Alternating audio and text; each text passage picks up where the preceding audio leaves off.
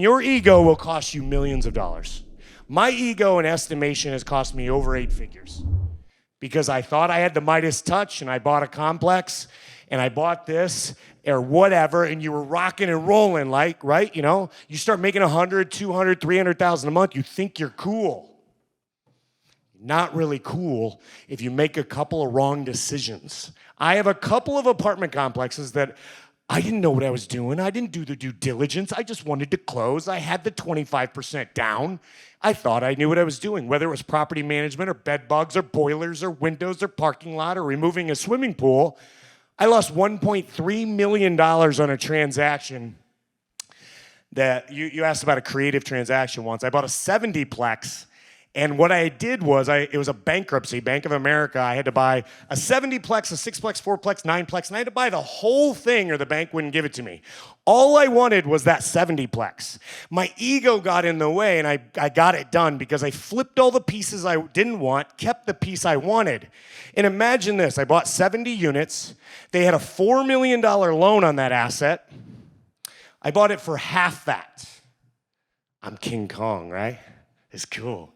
The appraisal when I bought that deal, I paid $2 million. I put $500 of my cash on the deal, and I thought I was cool. I took my team, my attorneys. We went to this restaurant in my town called Duck City, and I had a $14,000 dinner. I had my private limousine pick us up at the closing, my whole team. I was on top of the world. And then I take over management of that 70 units. I didn't really know the boiler didn't work. Didn't really know the parking lot was shit. I didn't really know they had bed bug issues.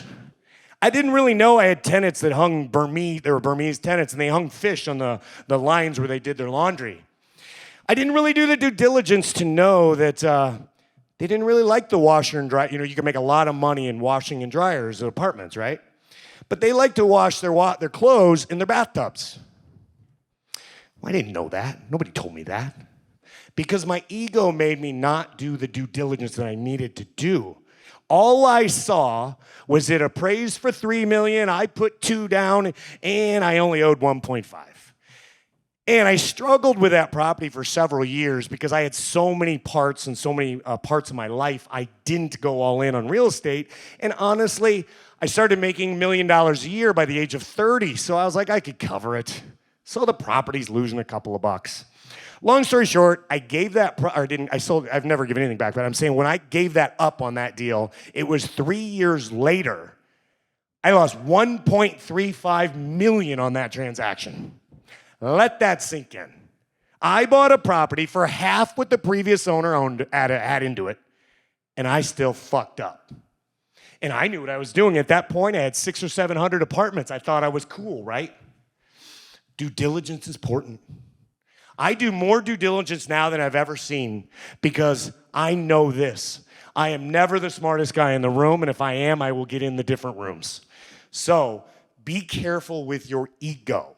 When you get your 7-figure income or whatever your goal is at, wherever that's at, be careful. Just because you make $1 million a year does not allow you, because your bank will loan you $3 million on your beach home or whatever you want to do. Don't do those things. Plan for blips. Plan for mistakes. So in 2018, I decided to retire. I'm 38 or 39 years old. I closed the businesses because I listened to my friends. Be careful. Your friends want you to do well, but they don't want you to do better than you. They want you to do good, but they don't want you to do better than them. They just want you to do okay, right? Well, my friends had convinced me at that point in time, in 2018, my net worth was 8 figures. I had a couple of $1 million in the bank, I had no debt, and I had $75,000 a month coming in cash flow. That's so funny to think back. Times change, man. I can't imagine living on $75,000 a month now, but anyway, 5 years ago was a different world, right? You think you're cool, so what did I do? I listened to everyone. I retired. I moved to the Fontainebleau in Miami. I had a sweet condo for $21,000 a month, and I spent $30,000 a month on alcohol. Honestly, we just partied and had a great time. And in that year, when you don't have purpose and you don't have mission and you don't want to change the fucking world, you get really, really sad.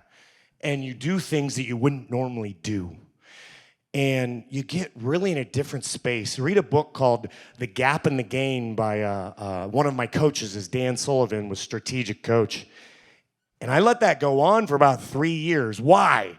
Because my friend said, you got a couple of million in the bank, you got $1 million a year coming in passive, and you don't ever have to talk to anybody. It was fucking miserable. It was the worst thing I'd ever done, because I was like, I thought that's what I was supposed to do. All my friends said, go lay on a beach for the rest of your life. Drink too much beer, gain 30 pounds of chubbiness. I thought I was doing it right. I just wasn't mature enough to be retired. But I also realized I didn't have purpose. I didn't have a mission. And wealth had gotten away from me because I thought, because they convinced me if you had 10 or $15 million, you were cool. I can tell you, that's not cool.